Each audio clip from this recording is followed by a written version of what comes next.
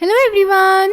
तो बेटा हम पढ़ रहे हैं मॉलिक्यूलर बेसिस ऑफ इनहेरिटेंस और आज की वीडियो में हम पढ़ने वाले हैं रेप्लिकेशन के बारे में। ठीक है, चलिए स्टार्ट करते हैं।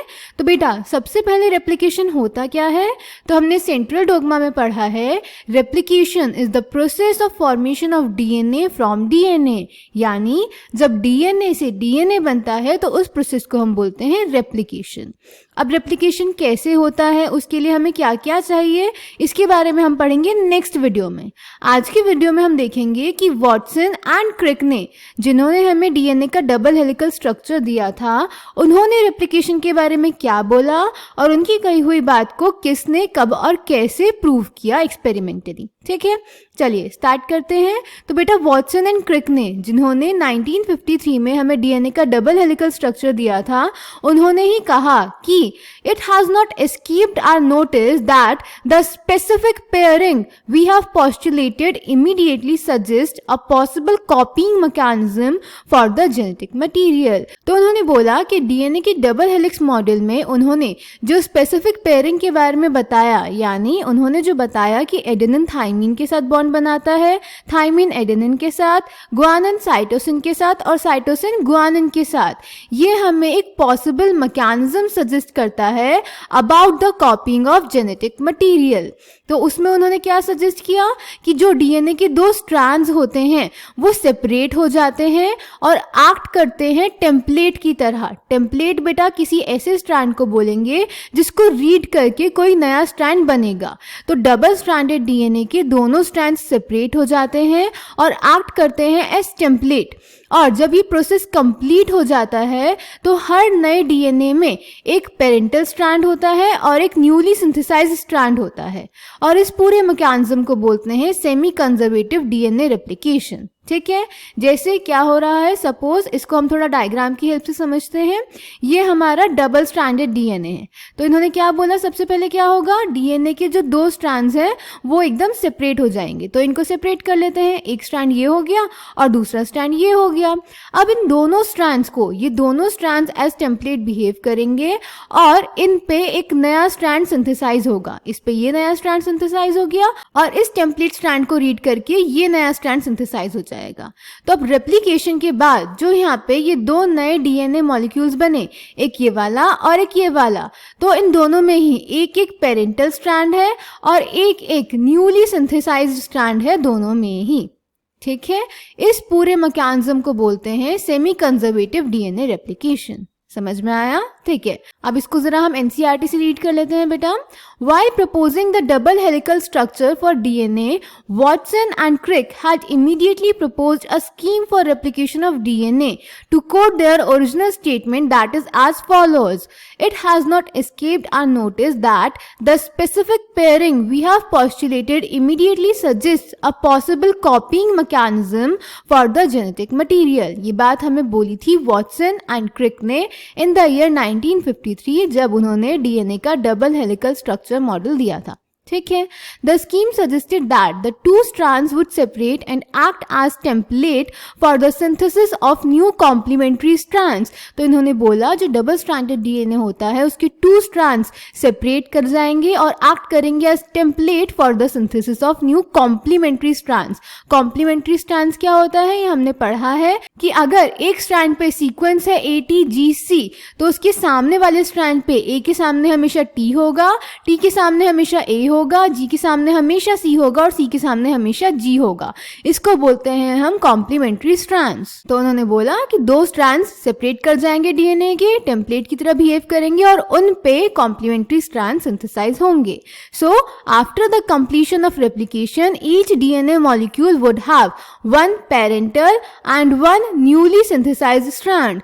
This scheme was termed as semi conservative DNA replication. Clear? Okay, अब बेटा यहाँ पे हमें डायग्राम भी दिखाया गया है कि Watson Crick model for semi conservative DNA replication. इसमें क्या हो रहा है, ये डबल स्ट्रैंडेड डीएनए था, इसके दोनों स्ट्रैंड सेपरेट हो गए और दोनों स्ट्रैंड बिहेव करेंगे as template strand for the synthesis of new complementary strand. तो ये जो ये ब्लू वाला बन रहा है, ये नया कॉम्प्लीमेंट्री स्ट्रैंड बन रहा है। तो इसमें आप देखिए, जी के सामने हमेशा C है, T के सामने A, C के सामने G और T के सामने A के सामने T। ठीक है, तो ये हमेशा कॉम्प्लीमेंट्री स्ट्रैंड सिंथेसाइज होंगे। क्लियर। अब इस बात को सबसे पहले प्रूव किसने किया? इस बात को सबसे पहले प्रूव किया था मैथ्यू मिचेल्सन एंड फ्रैंकलिन स्टॉल ने in the year 1958 in Escherichia coli, E coli, जो कि एक प्रोकैरियोटिक सेल है। ठीक है, तो मैथ्यू मिचेल्सन ने और फ्रैंकलिन स्टॉल ने सबसे पहले एस्चेरिचिया कोलाई में 1958 में प्रूव किया था semi conservative mechanism of DNA replication. ठीक है, कैसे किया था? इन्होंने सबसे पहले ई कोलाई को काफी जनरेशन तक ऐसी मीडियम में ग्रो करवाया जिसमें नाइट्रोजन का हेवी आइसोटोप प्रेजेंट था। वो कंपाउंड था NH4Cl और इसमें जो नाइट्रोजन था वो N15 नाइट्रोजन था। N15 नाइट्रोजन का हेवी आइसोटोप है। ध्यान से सुनेंगे मेरी बात, मैं बोल रही हूँ कि हेवी आइसोटोप है। रेडियो एक्टिव टर्म मैंने यूज नहीं किया। रेडियो एक्टिव आइसोटोप्स यूज करे थे हर्शी एंड चेज ने अपने एक्सपेरिमेंट में बैक्टीरियोफेज वाले, जिसमें उन्होंने बताया था कि प्रोटीन जेनेटिक मटेरियल है या डीएनए। ठीक है, यहाँ पे हम बात कर रहे हैं मैथ्यू मिचेल्सन और फ्रैंकलिन स्टॉल के एक्सपेरिमेंट की, जिसमें वो प्रूव कर रहे हैं एस्चेरिचिया कोलाई में डीएनए रेप्लिकेशन सेमी कंजर्वेटिवली होगा। तो इसमें इन्होंने ई कोलाई को ऐसी मीडियम में ग्रो करवाया जिसमें नाइट्रोजन का हेवी आइसोटोप प्रेजेंट था, दैट इज N15। उससे क्या हुआ? जब इन्होंने ई कोलाई को मैनी कंजिक्यूटिव जनरेशन तक इस हेवी आइसोटोप वाले मीडियम में ग्रो करवाया, तो ई कोलाई में जितने भी बायोमोलिक्यूल्स थे जिनमें नाइट्रोजन प्रेजेंट था, उन सब में हेवी नाइट्रोजन इनकॉर्पोरेट हो गया in the place of normal nitrogen, that is N14। ठीक है, फिर जब ऐसा हो गया कि सारे कंपाउंड्स में, सारे मॉलिक्यूल्स में N15 चला गया, उसके बाद इन्होंने ई कोलाई को नॉर्मल नाइट्रोजन वाले मीडियम में ग्रो करवाना शुरू किया, that is N14 containing medium में। ठीक है, उसके बाद वो पर्टिकुलर टाइम पे इस बैक्टीरिया की कॉलोनी का सैंपल लेते थे, उससे डीएनए एक्सट्रैक्ट करते थे, डबल स्ट्रैंडेड डीएनए, और इसको इंडिपेंडेंटली सेपरेट करते थे CH-Cl ग्रेडियंट पे उसकी डेंसिटी मेजर करने के लिए बाय सेंट्रीफ्यूगेशन। ठीक है, यानी ये क्या करते थे? डीएनए सैंपल को घुमाते थे। इस टेक्निक को हम बोलते हैं सेंट्रीफ्यूगेशन। इससे क्या होता था? जो हेवी डेंसिटी वाला मॉलिक्यूल होगा वो नीचे सेटल डाउन हो जाएगा, नीचे सेडिमेंट हो जाएगा, और लाइट डेंसिटी वाला ऊपर रह जाएगा। अब ऐसा क्यों किया? क्योंकि बेटा यहाँ पे हम N15 और N14 हेवी और लाइट आइसोटोप्स यूज कर रहे हैं, रेडियो एक्टिव नहीं कर रहे। और हेवी और लाइट को हम किस बेसिस पे सेपरेट कर सकते हैं? सिर्फ डेंसिटी के बेसिस पे। ठीक है, अब कितने डेफिनेट इंटरवल पे इन्होंने ये सैंपल्स लिए? तो बेटा ई कोलाई का जो सेल डिवीजन टाइम होता है वो होता है 20 मिनट्स। तो एवरी 20 मिनट्स में इन्होंने ये सैंपल्स लिए, उसका सेंट्रीफ्यूगेशन करवाया और डेंसिटी मेजर करी कि कितनी आ रही है। ठीक है, तो उसके रिजल्ट्स क्या है बेटा? जनरेशन 1 के बाद जब उन्होंने ऐसा किया, यानी 20 मिनट्स के बाद जब उन्होंने ऐसा किया, तो उन्होंने देखा कि जो डेंसिटी आई वो हाइब्रिड आई, इंटरमीडिएट डेंसिटी आई बीच में कहीं। जब जनरेशन 2 के बाद ऐसा किया, यानी 40 मिनट्स के बाद ऐसा किया, तो इक्वल अमाउंट ऑफ हाइब्रिड और लाइट डीएनए आए। जितनी डेंसिटी लाइट वाले में थी उतनी ही हाइब्रिड वाले में थी। ठीक है, इसको जरा हम डायग्राम की हेल्प से समझते हैं। सबसे पहले ई कोलाई में N15 कंटेनिंग डीएनए हो गया, तो जब इसका सेंट्रीफ्यूगेशन करवाया तो पूरा डीएनए नीचे सेटल डाउन हो गया क्योंकि ये हेवी आइसोटोप है। फिर 20 मिनट्स के बाद जब हमने डीएनए सैंपल एक्सट्रैक्ट किया और उसका सेंट्रीफ्यूगेशन करवाया, तो आप यहाँ पे देखिए कि एक पेरेंटल स्ट्रैंड आया दोनों नए डीएनए में, और एक नया स्ट्रैंड सिंथेसाइज हुआ, यानी ये हाइब्रिड डीएनए बन गया, having 1 N15 DNA and 1 N14 DNA. उससे क्या हुआ? ये हाइब्रिड बन गया, इंटरमीडिएट बन गया, तो डेंसिटी भी कैसी आई? इंटरमीडिएट आई। ठीक है, और फिर जब 40 मिनट्स के बाद सैंपल लिया, यानी जनरेशन 2 के बाद सैंपल लिया, तो क्या हुआ कि जनरेशन 1 के जो दोनों डीएनए के स्ट्रैंड्स थे वो चारों सेपरेट हो जाएंगे पहले तो। और वो 4 स्ट्रैंड कौन कौन से थे? एक ये वाला, एक ये वाला, एक ये और एक ये। ठीक है, इन चारों स्ट्रैंड्स पे नए स्ट्रैंड सिंथेसाइज होंगे, और N14 में हम सिंथेसिस करवा रहे हैं तो सारे नए स्ट्रैंड्स N14 वाले बनेंगे। ठीक है, तो इसमें देखिए 2 तो हाइब्रिड बने और 2 लाइट वाले डीएनए बने। तो जब इनका सेंट्रीफ्यूगेशन करवाया तो डेंसिटी कैसे आएगी? एक हाइब्रिड का बैंड आएगा और एक लाइट का बैंड आएगा, क्योंकि equal amount of hybrid and light DNA बने, हाइब्रिड भी 2 और लाइट भी 2। ठीक है, तो इस बेसिस पे उन्होंने बोला कि डीएनए रेप्लिकेशन रेप्लिकेशन जो हो रहा है वो सेमी कंजर्वेटिव वे से हो रहा है, क्योंकि अगर वो इंडिपेंडेंटली होता तो जनरेशन 1 में और जनरेशन 2 में, क्योंकि N14 में ग्रो करवा रहे हैं तो सारे DNA लाइट ही बनते, बट क्योंकि पेरेंट में N15 था तो इसीलिए जनरेशन 1 में भी N15 आया और हाइब्रिड DNA बना, और जनरेशन 2 में भी N15 आया और equal amount of light and hybrid DNA बने। समझे मेरी बात? ठीक है, चलिए अब इसको NCERT से देख लेते हैं बेटा। Experimental proof. It is now proven that DNA replicates semi-conservatively. It was shown first in Escherichia coli. तो याद रखेंगे कि सबसे पहले semi-conservative DNA replication किस में देखा गया था, किस में हमने प्रूव किया था? Escherichia coli में। किसने? Matthew Meselson and Franklin Stahl ने in the year 1958. ठीक है, and subsequently in higher organisms such as plants and human cells. Matthew Meselson and Franklin Stahl performed the following experiment in 1958. They grew E. coli in a medium containing N15H4Cl. N15 is the heavy isotope of nitrogen. तो important question है, याद रखेंगे, उन्होंने heavy isotope वाले nitrogen में grow करवाया था, radio active में नहीं। ठीक है, as the only nitrogen source for many generations. The result was that N15 was incorporated into newly synthesized DNA. इससे क्या हुआ कि जो भी नए DNA बने उन सब में N15 चला गया, तो उस बैक्टीरिया की बॉडी में जितने भी बायोमोलिक्यूल्स थे जिनमें नाइट्रोजन प्रेजेंट था उन सब में N15 आइसोटोप नाइट्रोजन का इनकॉर्पोरेट हो गया, as well as other nitrogen containing compounds. This heavy DNA molecule could be distinguished from the normal DNA by centrifugation in a cesium chloride CaCl density gradient. Please note that N15 is not a radioactive isotope and it can be separated from N14 only based on densities. Clear? Okay. Then they transferred the cells into a medium with normal N14H4Cl and took samples at various definite time intervals as the cells multiplied and extracted the DNA that remained as double-stranded helices. The various samples were separated independently on CaCl gradients to measure the densities of DNA. उसके बाद इन्होंने normal N14 वाले isotope में grow करवाया और regular intervals पे sample लेके DNA को सेंट्रीफ्यूज से सेपरेट करा। ठीक है, can you recall what centrifugal force is and think why a molecule with higher mass और डेंसिटी वुड सेडिमेंट फास्टर। तो बेटा यहाँ पे आपको एक फिजिक्स से रिलेटेड क्वेश्चन दिया हुआ है कि सेंट्रीफ्यूगल फोर्स क्या होती है और ज्यादा मास और डेंसिटी वाले जो मॉलिक्यूल्स होते हैं वो ज्यादा जल्दी सेडिमेंट क्यों हो जाते हैं।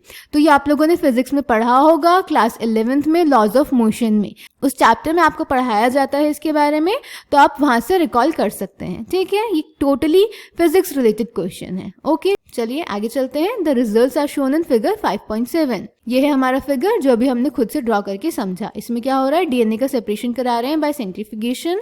सबसे पहले N15 वाला डीएनए था तो ग्रेविटेशनल फोर्स की वजह से पूरा नीचे सेटल हो जाएगा क्योंकि हैवी आइसोटोप्स हैं।